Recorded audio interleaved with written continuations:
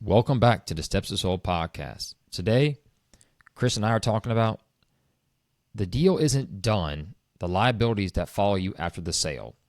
So who does this apply to, Chris? Really, owners, this is crucial for you, your attorneys, but also buyers understanding what you're having the owner sign at the closing table and why it matters.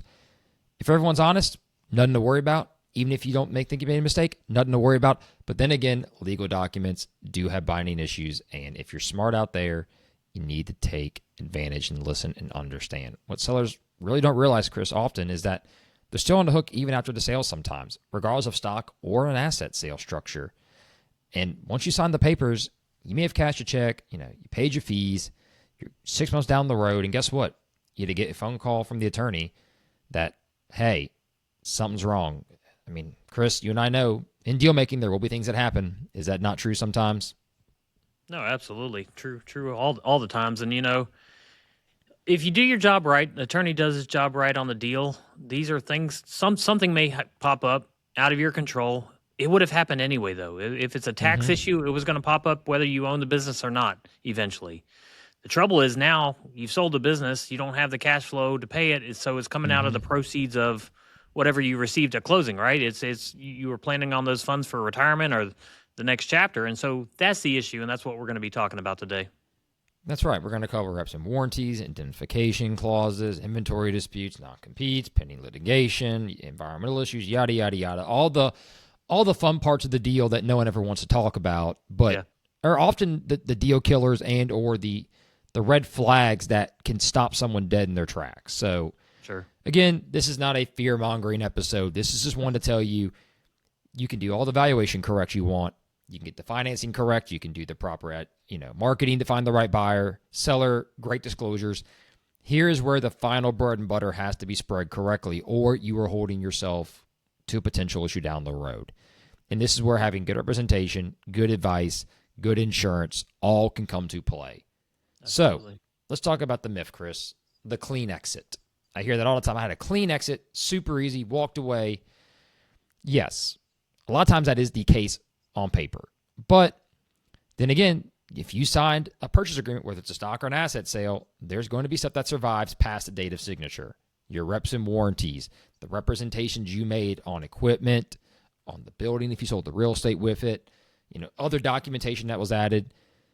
And I think even my asset sales, owners say, well, I signed an asset sale. He took the assets. I kept my shell corporation. I'm good. I have no liability. Well, if you warranted, Chris, those trucks, like, for example, in trucking companies, you warranted those fleets in good operating order, they better be. Now, as you said, I can't help if a truck hits a nail down the road, blows a tire out. I can't help there's an off chance a recall happens on a vehicle. Yes, there are exceptions, people. But you need to understand that when you do an asset sale, there's still liability, just like a stock sale. Selling a business doesn't erase a history of what it was. It just determines who's responsible for it going forward. And that's where sellers, remember, buyers have a big fear, right, Chris? They don't want to buy a bunch of assets knowing that you're setting them up to have a big capital expenditure issue. How often do we see that in negotiation with trucking, let's say lawn care equipment, or big machine shops where there could be $500,000, $2, $3, $4, $5, $6 million of equipment that goes down. You're out of business, right? So they're going to want you to warranty that to some degree. Yeah, no, absolutely correct. And, it's crazy how many times I get into a deal. We're looking for a buyer. That's the first step of the process, right? We're going through the deal. We get to we got a buyer on, offers being extended. We start working through the purchase agreement. It's crazy how many times I talk to my clients, the sellers, and say, what we're going to be looking for here is your lawyer or myself and everybody. We're going to be looking out for reps and warranties and indemnification. First question out of their mouth is, what's that? Yeah. A lot of business owners, they've sold a car, they've bought a house, bought a car. They know how to do the process of a deal transaction, but they've never done a deal like this for the most part. And so these legal documents, and I just went through one this week. We're going through the schedules. That's the reps and warranties, what you're representing the business is, all the stuff that you're saying it is. They don't even know what that stuff is. They didn't realize this was coming. We talked about it early on, but I didn't tell them it was going to be 47 pages of representations. This happens. Is the part, if something's stated, if something's implied, if it's documented incorrectly, that obligation is going to stay with you after the sale. That doesn't disappear just because the sale happens and you got your check.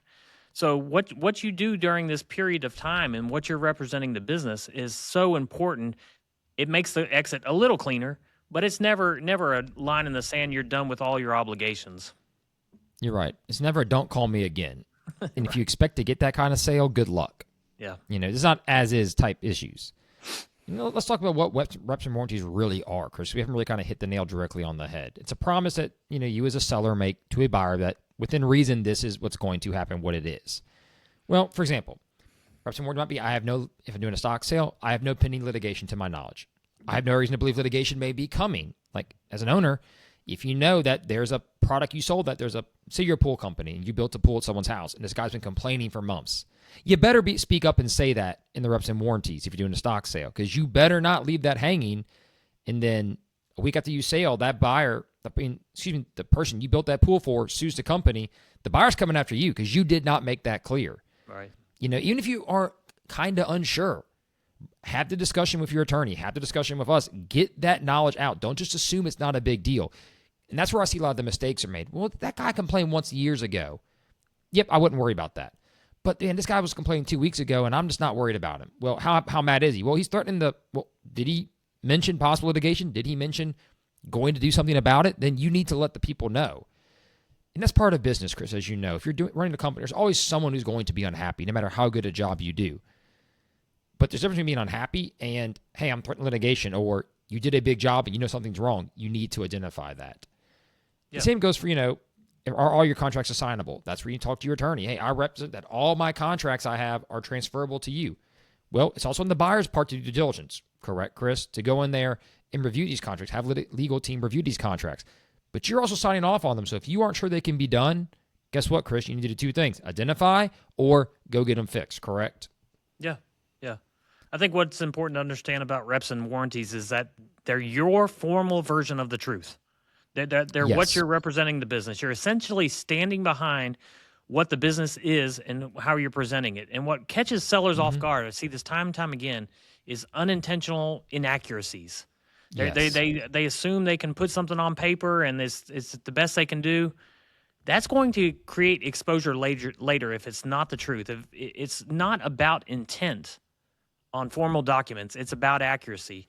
Brandon, let me ask you this. How many times have you gone into a deal where the seller just underestimates or doesn't put enough importance on those representations and warranties as the lawyer's going through them, or as you're walking them through it? They're just kind of, I don't want to say half-ass answers, but they're kind of like, hey, let's just get through this kind of mentality. This is so important to make sure that this is absolutely accurate and you're providing everything you can. We see it's deal fatigue at this point. They've been working for 6 months to a year. They are tired, and this to them doesn't matter. But I remind them is you're making representations that your financials are correct, that these issues are going to be stated aren't a problem. And, at the end, they don't think about that. All they see is the end of the light at the end of the tunnel. Often they see a check in their hand. Often they have seen all their work done, and they're like, well, that's the buyer's due diligence problem. Yes, it is the buyer's job to do due diligence. It's also your job to represent and warranty what you have said is true. So I remind them, any email you send, if you send something you don't think is right, you need to tell us now. Because if we forwarded emails on or we pass on information, made representations that the number 2 guy can do this job, that he is trained, that all the payroll's been taken care of, that there are no existing other issues, you need to warranty that. You need to be very sure. And if you're not, now is the time to speak up and just be frank with us. It doesn't mean be scared. And a lot of owners who run good companies don't have a lot of this to worry about because they've already gotten those dominoes checked, right, Chris? It's the ones that are struggling typically or ones that are rushing to do something where this tends to be a stumbling point. Yeah. So how far back can a buyer really go, Chris? Really 12 months to 24 months is probably reasonable unless agreed upon otherwise. That being said, it's really companies, stress this to owners listening, where you have a lot of moving parts and equipment. That's where this is the most important to me. Or if you're like construction, you do a lot of installations. Yeah. Because you've got equipment for capital expenditure issues and installations where you have a warranty or you represent that, hey, we have a 5-year contract where something goes wrong, we'll come fix your windows, whatever. That's where you have to be sure.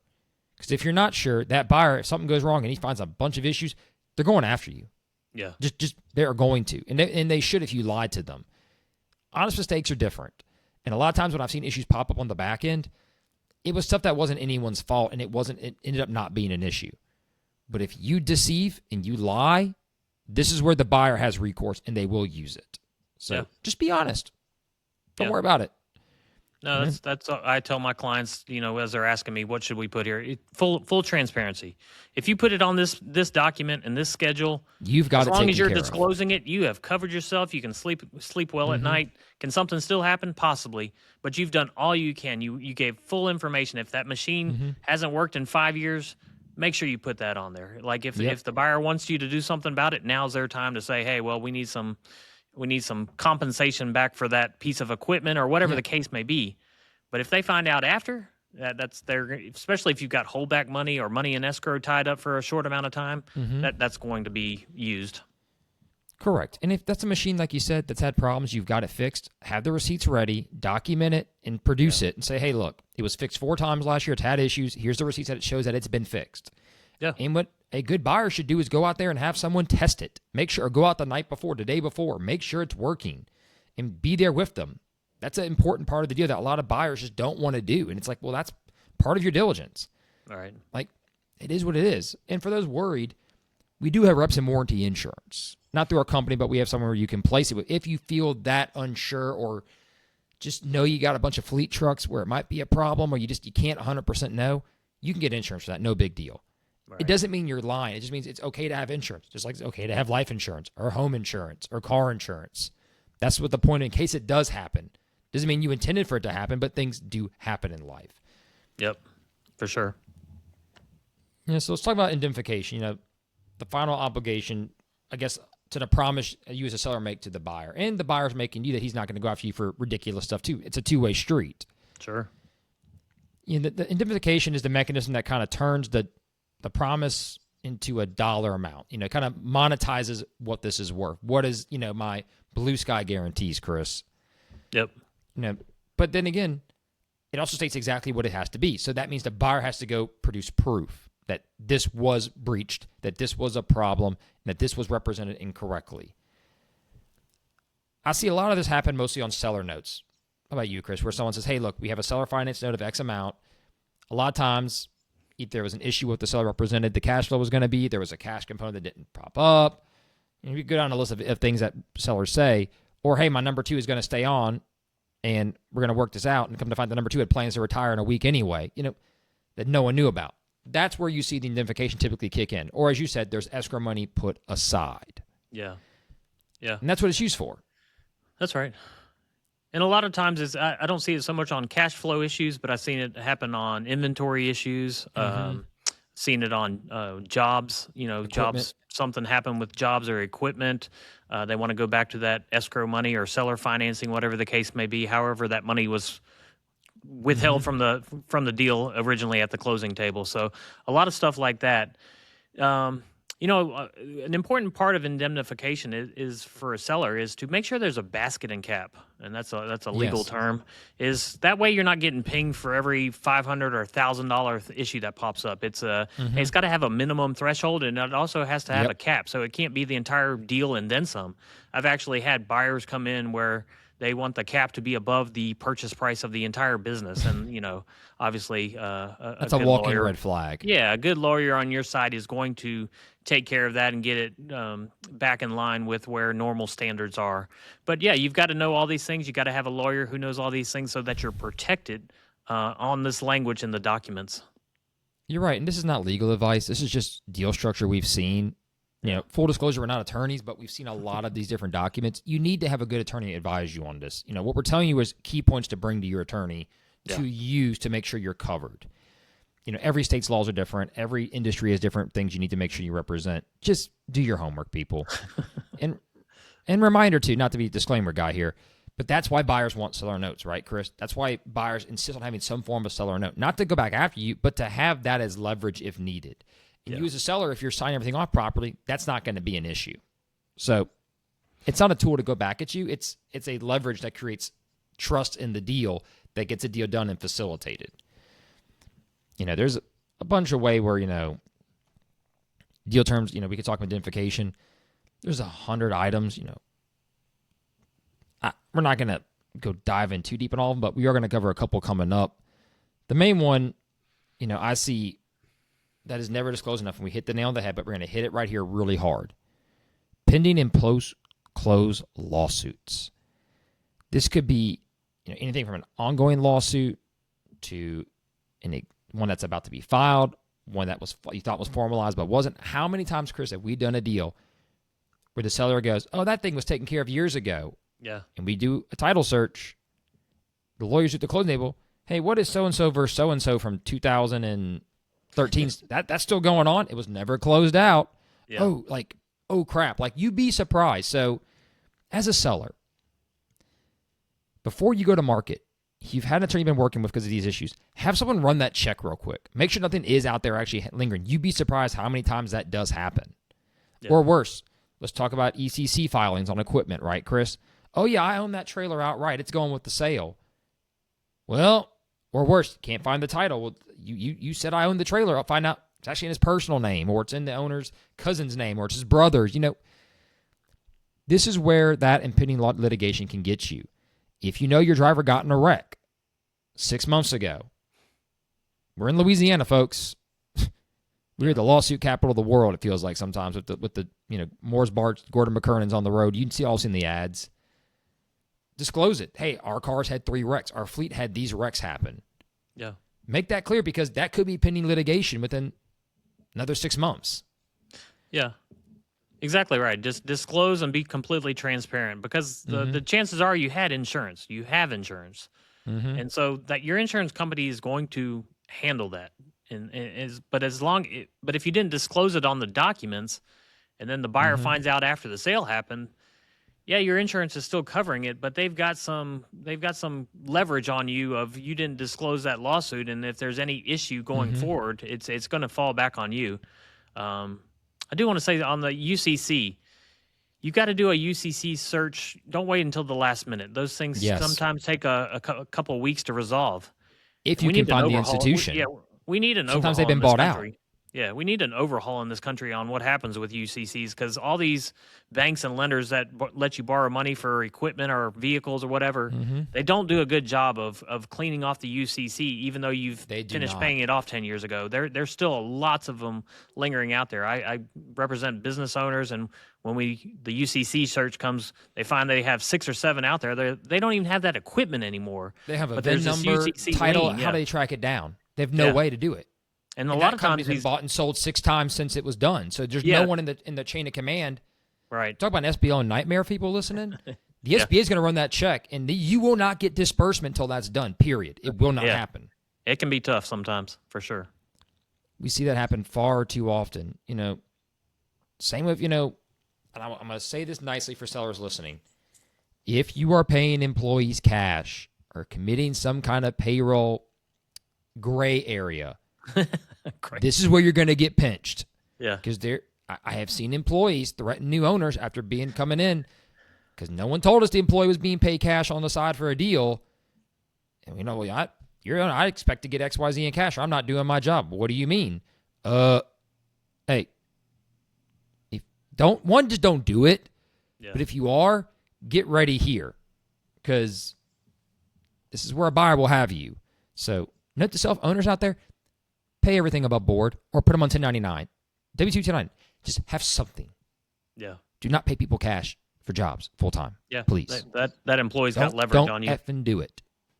Yep. Same for equipment that's been paid for cash. It's hiding off the books. This is where it gets you. How many times have we seen an asset list that wasn't fully disclosed properly that turned into a problem down the road because that tractor got in a wreck, or that trailer broke down and caused a car accident, or God knows what wasn't properly, annotated? It will happen. Let's talk about inventory, because I kind of brought up assets. I was going to say inventory and assets. Let's talk about both inventory and asset condition disputes. This is probably the single hardest one to get both parties to do, I think, effectively. They both want it, but no one wants to do the work to get it done, right? How do I hear, well, how do I know if there's going to be enough inventory in the restaurant, Brandon? Or how do I know that the hours on this equipment is good? Well, there's 2 ways to do it. You got to dig and find it. For a lot of restaurants and C-stores, Chris, we often have a bare minimum floor set. Maybe there's an adjustment of inventory at close. That's standard operating procedure. But what should you do if you're the buyer? Go to that business the night before and you count the damn inventory. Or the day of close, you go over there and you count the inventory. Or if you can't, you hire a company to go over there and count the inventory. The same goes for a lot of businesses we've sold. We sold a very high-end liquor store a couple of years ago. The buyer had concerns. We brought an inventory company in, told them to hire this group. They went out there, itemized every single bottle, can. I mean, it took 4 hours, but guess what? There was no doubt that the POS matched the inventory at date of close, and it was perfect. I see a lot of buyers get lazy and not do that and then make mistakes and get mad at everybody else. Well, if you don't do your diligence, now, yes, if the owner blatantly lied and stole the inventory, you've got a gripe. But if you don't get in there and do your diligence, you cannot know what you're buying. Yeah. You have to do it. It's smart business. It's not that anyone's going to try and steal from you. It's the right thing to know what you have, because there could be an honest mistake. There really could. Yeah. I'll tell you what I don't see, and I just had this thought, is like a lot of buyers don't ask for an inventory report early in the deal or even before an offer's been made. So when you get closer to closing and it's time to do that inventory and they get this report, however it's produced, being Excel, a point of sale system or like that, what they're looking at is kind of a brand new format they've never seen before. And, you know, whether it's a hardware and supply store with 10,000 SKUs or lumber yards. Yeah. You know, it's you didn't plan for this inventory. You've got maybe 3 or 4 days left till closing. You're supposed to do inventory now. Yeah, but you didn't plan for this, so you don't even know, can I do this myself? Should I have brought in a company?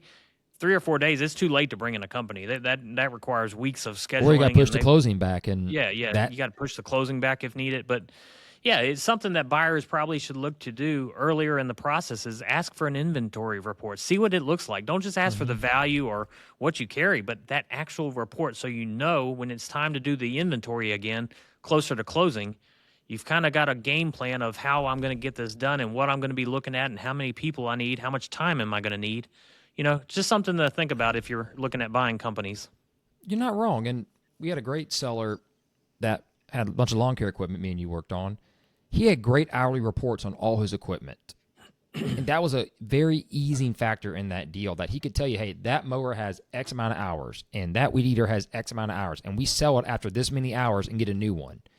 So for those of you out there, take this for a grain of salt. If you have a company for a lot of equipment like that, or you have a business with these kind of issues, create systems to have these logs in place, and then be willing to give it up early and tell the broker, I have this. Because a lot of owners don't have these logs. Nothing makes us feel better. We can tell a buyer, hey, here are the most recent logs on the equipment. Here's the hours. And if you have industry standards for them, show them that. That gives a buyer confidence you are taking care of the small things right, so when it comes time to do the deal, they can properly calculate what their capital expenditure might be. Or if your capital expenditure that you typically provide, Mr. Seller, is correct, it's almost easier to verify, right, Chris? It feels confident that that number is consistent, not, oh, he's pushing off buying new trucks because he's about to sell the company and I'm going to have to inherit X liability post-sale because it's not going to be a traditional working capital issue. Or, hey, if I do buy this company, I need to make sure I have a working capital loan ready in case XYZ trucks break, which there's a possibility they could, just because of the age. Have the buyer be prepared. And lenders are going to want that too, correct? Let's talk a little bit about that. They're going to want to know where that stage is as well, because their underwriting team is going to say, hold on. Like for trucking companies, lenders are very, very tough on trucking companies for that reason. Same goes for heavy field or equipment-based deals. Equipment rental, lawn care, machine shops. They love assets, right, Chris? They love hard asset value, but let's be honest. They got to know where it stands. Yeah. So take care of your stuff. And then there's the next big issue, Chris. Tax liabilities. The IRS doesn't care that you sold or who has it now. The bag needs to be paid when the bag man comes to collect. Right. And I see this time and time again with medical companies. Provider number for Medicaid or Medicare, home health, personal care agencies, DME. We go down the list. Note to buyers, if you go buy one, go get a new number regardless. Do not wait. Get a new number. Do not inherit that old number's liability. It's just not worth the risk. The seller could give you an immaculate reps and warranties on that, and they may believe it. But how fast does the IRS work, Chris? Very slow. And I've seen stuff pop up 2, 3, 4 years later that was addressed that they came back for. That's why you get a new provider number. And that's why the seller signs those documents. on our form, just for full disclosure, people, we have a liens and encumbrances section. When you list an engagement with us, use it. You're going to tell us if you have a loan out there, and we're going to make sure that's known, so that when it's time to close, that's paid off, and the IRS doesn't show up coming to get us and get you specifically for not telling the truth. Yeah. You know, have you seen that happen, Chris, with the IRS showing up, or even just tax liabilities where people didn't properly disclose, whether it's a stock or asset sale, and all of a sudden problems pop up? Yeah, I had one where a payroll tax issue popped up. Yep, that's a common one. 941, the 941s weren't being paid quarterly for a few years. Wasn't a massive, it was a smaller business, so it wasn't a massive liability, but it did. It's probably about, I think, $50,000-$60,000, so no small fee. We're not talking hundreds of thousands or millions, but it was something that the seller had to take care of. And the reason it popped up is because the buyer went to sell the business again.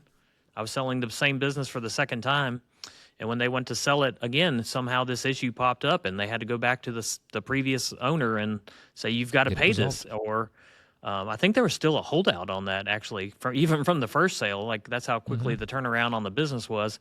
And so they were going to use the proceeds that they still owed them in this holdback period if they weren't going to pay it. But luckily they paid it so that we didn't have to go down that road. But, yeah, it's crazy how tax things will follow you. You got to take care of your sales tax. You got to take care of your payroll sales tax especially. Yeah, all these kind of taxes, liabilities, definitely before you ever even think about selling, make sure all those are taken care of before you ever get listed. Otherwise, they are going to absolutely become an issue. Due diligence is done. Tax liens are ran, and lawyers are going to look into everything. So what do you think is the biggest tax exposure that sellers face after the sale, Brandon? They don't properly allocate the tax allocations at the closing documents to buyer and seller, how that's going to be worked out. And you can technically, from what I've been told, you can file, by lawyers, you can file your own regardless. The IRS can't stop you. It just creates issues. Yeah. And I think a lot of times people just want to skip over that point, like we talked about earlier with reps and warranties. They're burnt out. They don't want to do it anymore. The bigger the deal, the more important it is, especially when you're doing like a stock sale. And I know, and that's for the lawyers and you to work out, right? That's for y'all. That's in your CPA to finalize that portion, because they're the ones that have to allocate it and know your tax liability. That's not really what Chris and I can do. It's not to say we won't help you, but that's more for the formal advisor in those two roles to finalize and make sure it's correct. And if you're listening, be prepared for that part of the closing documents too, because you want to allocate it, what helps you the best. But remember, it's not only helping you, it's also for the other party. So you got to find a compromise there. And I see a lot of sellers that make the big mistake too, is they fully depreciate equipment right before they sell the company. And then, granted, it's their responsibility, but they forget about that. They sell, then my tax liability. Yeah, well, hey, just friendly note out there, be prepared for that money you're going to owe back. Not that that's part of your reps and warranties, but just as a seller, if you buy a lot of equipment and you fully depreciate it every year or max that, you owe that depreciation back. Yeah. So cost segregation studies, I see that as a lot of times, Chris, guys forget they did that and forget they even disclose it with the building. Like we sold property, they forget the cost segregation study they did 10 years ago. Well, guess what? The owner buys the building, decides to move, goes to sell the property. What? I owe back 15 years of depreciation? Like, you talk about a problem? There it is. Yeah. Good I've only point. seen that once, and I think it was an honest mistake. However, don't forget, too, when people pass away, kids inherit businesses, and it's good to just kind of double-check and ask around. Did there ever any depreciation accelerating? Look at the tax returns. Have your CPA. If you see that giant number of depreciation pop up, clarify what it was for and how it was allocated. Yeah. That's a good way to do your homework, too. Because I've seen that happen where I look at tax returns and all of a sudden it's, $10,000, $20,000 depreciation, $300,000, excuse me? There's a reason why it was that much at one time. Go find out and make sure. Right. For both seller and buyer. It does happen. Let's get to the funnest part of all this, Chris. Non-competes. Ooh. This one's often a very tricky one. And a lot of sellers don't realize when you go to sell, you're probably going to sign a non-compete. Let's be honest. Even, like, we had one seller, this week, my goodness gracious, Chris. He's like, I could sell the company, and I could stay on for 2 years, and then do my own thing. I'm like, no, The non-competes from when you leave. Even if you stay after post-sale, you're not going to work there 2 years and then go start your own operation. The clock's going to start when you leave the company. And it's like, no one's going to buy your business, let you work there 2 years, leave at the 2-year mark, and then go compete with them. Right. Non-compete clauses vary wildly from terms and timelines based on state regulations. I can see time and time again. We're in Louisiana. We're 2 years. I'm not a lawyer, but that's what I've been told by every lawyer we've dealt with. And out-of-state buyers come in. I want 5 years. Okay, it won't be enforceable, but you do you. The key is the seller is understanding what that role is going to be and how well it's defined and making sure the non-compete is clear. You do not want a vague non-compete, in my opinion.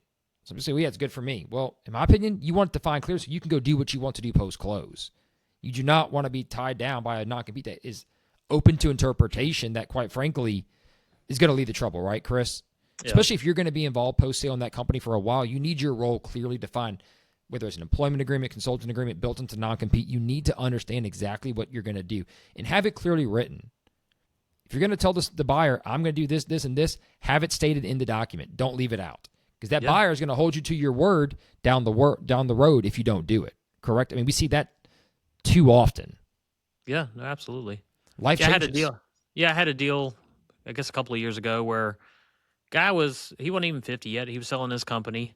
And he wanted to go do other things. He already had other things he was doing. But he wanted to go and do some work that kind of crossed the line of be competing.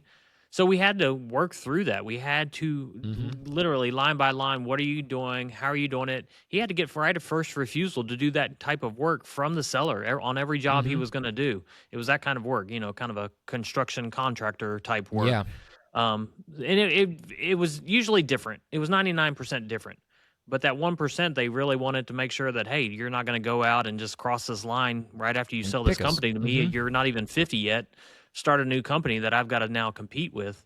And so sometimes you have to line those things out, and you've got to, it's not just, hey, sign off on this document and hope for the best. Because I got another story of a guy in Texas who sold his equipment rental company. And like 6 months after he sold it, he opened up another shop across town and was like, we're talking big clients, this is a major business over in Texas. And he got sued a couple of years after he started doing that and got sued for a couple $1 million. I couldn't tell you what the result was, but who wants to live through that or have to deal with that just because you sold your company and you felt like you could go do that even though you signed a non-compete. So simple. I think the simplest explanation or the advice I can give is like, if you think you're going to go start another company, talk to the buyer or make sure that's known. Be transparent about it. It's probably something that can be worked out so there's an understanding before it. Now, if you're going to literally walk down the street and open up a business just the same, that's not going to fly. But if it's going to be slightly different or you're going to be 60 miles out of town or something, it probably is a conversation that can be had and negotiated and part of the deal. But if you're going to be trying sneaky about it, be a snake in the grass and pull that off, it's probably not going to work out too well for you. Now, funny you say, go down the road. We had a self-storage facility we sold. This is probably 20 plus years ago in the company. And the buyer's like, look, I'm not worried about you. I just want a 4-mile non-compete. Do you want to guess where the seller built his next mini storage?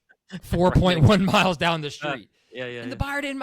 He's like, it's fine. I've got I'm not worried about it. Guy went exactly to the fringe of it and did it. Yeah. Like, but whatever. Yeah. But that's why you make the documents very clear and specific, as you were saying, and be honest. And the seller told the buyer, look, I plan on doing something down the road. I'm not going to say I'm not going to. He's like, okay, well, then I want this exact area, purposely built into our non-compete. Yeah. Seller honored it. Would I have allowed it? I don't know. Would have wanted something maybe stronger myself, but the buyer wanted, so whatever. He got a great deal, and he was happy. You and I have worked on deals where, the seller mentioned, I have a side gig I want to do on this, and it's going to kind of overlap. Well, and we had hard negotiation, didn't we? You and I, about the non-compete. Like, that's going to be in there. Yeah. The deal shouldn't happen if you don't sign it, and we had to talk him into it. And it was the right thing to do. All right. We've had several deals like that. And I tell sellers, if you've got any inclination you want to keep doing this, we need to have that conversation when we're listing the company. Because if that's going to be a problem down the road, it's going to blow everything up. You need to be honest with yourself. And I know some say, well, I don't know what the answer is going to be right now. That's okay. But if there's a chance you still want to do what you're currently doing in the company you're going to sell, we need to address that with the buyer immediately, because what is the second question behind, Chris, where is Mrs. located? What's the next question? Why do they want to sell? Exactly. And if we can't cross that bridge, there's no point going forward for you. And you're not going to find a buyer willing to pay you. Yeah. And if you do, you're walking down a dangerous road. Let me tell you that right now, because they're going to come after you. And any good lawyer is going to say, well, in my opinion, that's fraud or misintent to deceive, regardless of the non-compete or not. Yeah, for sure. So, like you said, Chris, is it worth it? It happens. And probably the least fun of all these is the environmental issues. We haven't even talked about environmental yet. Phase 1, phase 2s. God, I don't know how many auto shops and places that deal with petrochemicals that just pour crap on the ground and go, well, it's not going to be a big deal. Have you ever done a phase 1 environmental study and remediation cleanup? It's expensive. Yeah. I just, for the life of me, I am shocked that people get surprised that happens to them. And you may think, well, I don't change tires, Brandon. I don't change oil. You got a lawn care company? Yeah. Where you change the mowers at? You got a car wash business? You're dealing with cars. You got petrochemicals. Our favorite, Chris, gas stations. You got tanks below ground, over 20 years old? Whew, we got a problem. It's coming. And you better be prepared to make up before the sale's done. Any good lender or buyer is going to have these studies done. Don't get me wrong. They're going to have it done. But if you lied about going out and dumping oil behind the back of the property, putting sand on it and cleaning it up, and they find it, you got a problem. You got a problem. What else do you see? What other industries do you see are a problem? What do you see often? I've seen mostly those industries, but what do you see? No, it's the same ones. I had a it was a auto repair that I sold a couple of years ago, and they were coming out to do the phase 1, and we were all buyer, seller, myself. Everybody was just holding their breath because I mean this thing had been around since the 60s, right? And like they've been yeah. And luckily it was on a nice laugh, but I luckily there wasn't grass. There wasn't grass around. It was all concrete, and so they did a pretty good job cleaning up. Mom and Pop back in the 60s through the 80s ran it pretty well and probably kept it really, really clean. Sons did a similar job, but you know how things get. It was a pretty dirty looking facility. And phase 1 came in. They actually cored 4 holes in the concrete around the property. Came back clean. Took a couple weeks to come back clean. So luckily we didn't have to move to phase 2. And that's where the real cleanup. If you pass phase 1, you're good. Phase 1 costs the buyer or the bank or the lender a couple $1,000 maybe, I think. Just verify for those of you listening, it's clean. Yeah. The property has no known contamination. That's right. You move to phase 2, it's basically you're going to have to start remediating soil or doing something environmental. I don't know all the particulars. I've never been involved in that. I did have a seller who he's a client right now. He actually bought a piece of property near let's call it an auto manufacturer, a plant. He bought one, and when he went to buy it, nobody wanted to touch this beautiful piece of property because it came back with a bad phase 2 back in the day. It had methane underneath the ground. But it had been 7 or 8 years since that study was done. And a savvy realtor, not myself, but a savvy realtor informed him that, hey, methane has a shelf life. And so nobody was touching or buying this piece of property. And so they went out and actually paid $10,000 to have, I think, the phase 2 done again. And it came back clean, but he didn't tell the sellers that. So he made a lowball offer on this beautiful piece of property with a 50,000 square foot industrial warehouse on it. Paid probably 50% of what it probably should have gone for if they'd known it was clean. Got a beautiful building, and now he's a client, so we're selling his business, and we're selling it for what it's really valued at. So talk about a big return on investment there. You're not wrong. And I always joke, my wife and I drive to new cities and new towns, or we're going somewhere. She goes, why is that piece of property just sitting there vacant? I said, it was an old gas station. It looks like, I said, phase 1 problem, phase 2 for sure. Right. But people don't realize is those tanks, you're liable regardless if you own the property now or later. Like you could sell the property, get away with it. You could still be held liable decades later for that property. And that's what people don't realize about those tanks. It does not matter. Yep. And a lot of gas stations along all the old highways, especially rural areas, those tanks are underground. And that's why you see some of these properties just sitting there vacant for decades because no one wants to bother digging them up for the fear of once they dig it up, Chris, you know it's going to happen. They got to check it out. You're going to have leaks. So they just sit on it and let it rot. That's just easy, or it becomes abandoned and nobody wants to take it on. You know, that's unfortunately a recourse of those phase 1 issues to keep the environment clean. For good or bad, it is what it is. But the good is people need to know what they're buying. It needs to be non-contaminated, and we need to do a good job of keeping everything clean. I do agree with that. I'm not saying I'm anti-environmental. Sometimes it does make you hold your breath a little bit when we're doing deals, and you're like, I don't know what we're going to find over here. Yeah. I had an owner one time come to us. It's probably 15, 12, something around that thing. I made 14 years ago yesterday, so it's been about that long, so forgive me for dating myself. He had a salvage yard, and he used to take out the parts and sell the parts to different people. Like, hey, I pick these cars up, or I tow them, and you can come pull the part as you want. Those kind of operations. All right. We're like, whatever happened to that oil? Because all these cars had to have gas in them at some point. And he goes, yeah, I don't know what happened to that. We're like, wrong answer. Okay, let's ask the question. Do you know where it may have gone? Yeah. He's like, well, there's this hole I dig in the back of the property. Oh my God. Jesus. I said, how long have you been doing this? About 30 years. Yeah.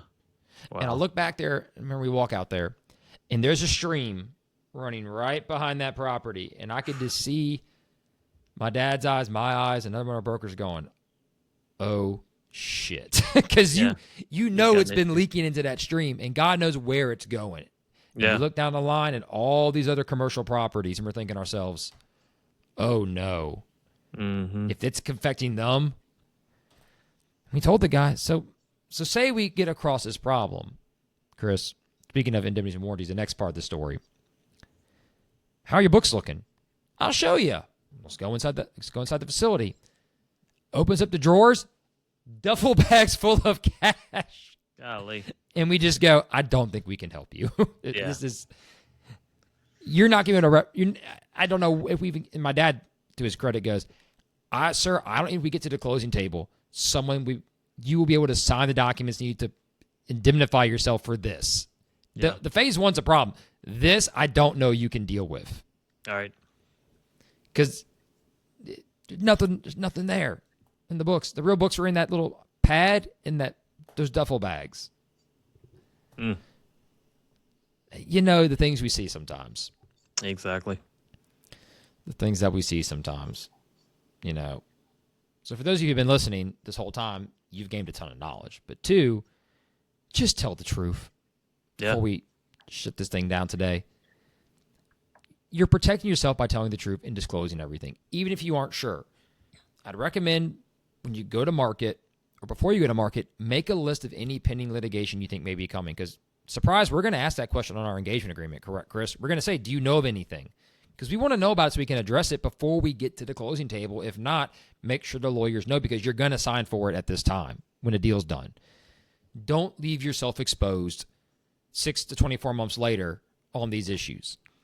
And if you're going to commit payroll fraud or commit invoice fraud, when that owner gets in the business and gets a hold of your books, they're going to find it if you were able to hide it pre-diligence. So just don't do it. Just be honest. Be honest. Make your life easier. Make our life easier. Make everyone's life easier, and make deals happen and make them fun and great. That's why we do this. It's why everyone wants to do this, to make money, have a good time, and enjoy it. But don't be afraid to push back on them too, sellers. Don't just sign away just to sign away to get money. Chris, I'll leave my final note on. I see too often some sellers feel at the end of a deal they are drained psychologically. They're just ready to sign. Don't just sign to sign. Be reasonable, be pragmatic, and have a good attorney advise you on what's fair, what quote-unquote is market. Don't get trapped by a greedy buyer jamming you up. And buyers, be reasonable too. If you're too and actually, I'm going to add my part 2 to my final takeaway, Chris. I want you to comment on this because I know you're going to have a good point on this. Is you have a buyer are too scared to take the plunge, you're not going to make up for it at this point of the deal in the reps and warranties. You cannot be indemnified for any and everything and any possible act of God that could be. You have to be able to take the plunge. We've had some buyers, what if this happens? You figure it out. The seller cannot warranty if the cook quits in 6 months because you're a jerk to him, right? Yeah. And if you want the cook to stay around longer, get an employment agreement. But the seller can't warranty employment for somebody with no employment agreement. They can't warranty someone has to stay around. The cook may want to move the next day. A technician may want to go retire. You have to be able to take the plunge. Reps and warrants indemnification will not psychologically guarantee you anything. I'll leave it on that. Yeah, as a buyer, you have to be able to take this risk that you're about to take. You have to understand all the angles of the risk you're about to take. It's fair to say you shouldn't have to be, you don't have to be lied to, and you shouldn't be deceived. Be misrepresented too. Yeah, exactly. That is agreeable. I'm agreeable with that. That if that happens after, you have every right to go after the And you should. seller, and you should. Exactly right. But yeah, that piece of equipment that the seller really thought was working well, you even tested it and it died 6 months later, even if it's a $60,000 piece of equipment, that is business. That's how business works. Things die on certain dates. You're going to have to get it repaired. It may be an expensive repair, but that's how business works, and you should know that going in. And if you think you're buying new equipment in a new business that's starting from scratch, go start your own. That's not this. That's not what we do. We sell businesses that are operating, they're producing cash flow, and they're going to have issues. They're going to have risks. There's Things always happen. liability. Yeah, Seen or unseen. Something's happening to that business owner today that he wishes wouldn't happen, but he owns the business. Once he sells it, it's going to be happening to you. And he can't disclose everything. He can disclose everything he knows, but within reason. The unknown can't be disclosed. And he can't guarantee that. Let's add to that point. I've seen a lot of buyers fight here on this, and it's like he cannot guarantee a tornado's not going to come down and knock the building down.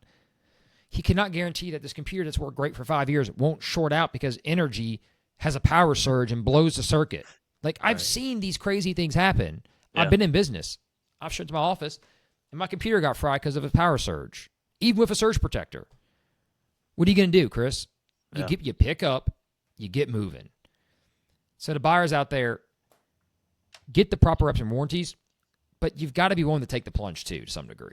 And if you're not willing to do it, don't get this far and waste your own time and money. Trust me.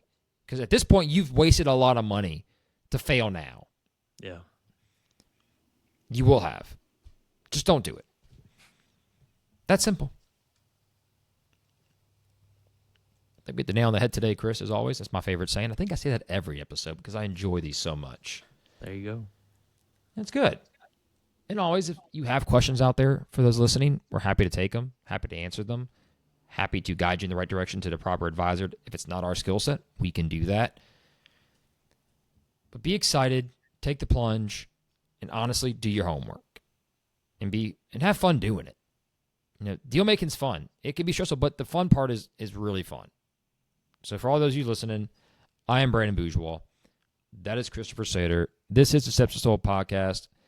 And we've got another great topic coming next week, I think, that you will absolutely enjoy. And we're going to tease you with the name of it right now. Potential versus scaling. Can your business do one, both, or neither? And honestly, Chris, that's how it really affects value. So we'll save that one next week for you. If you love buying businesses, that's one sellers, you're really going to want to listen to that one, I promise you. It's going to be perfect for you. All righty, Chris. All right, man. To the next one. See you.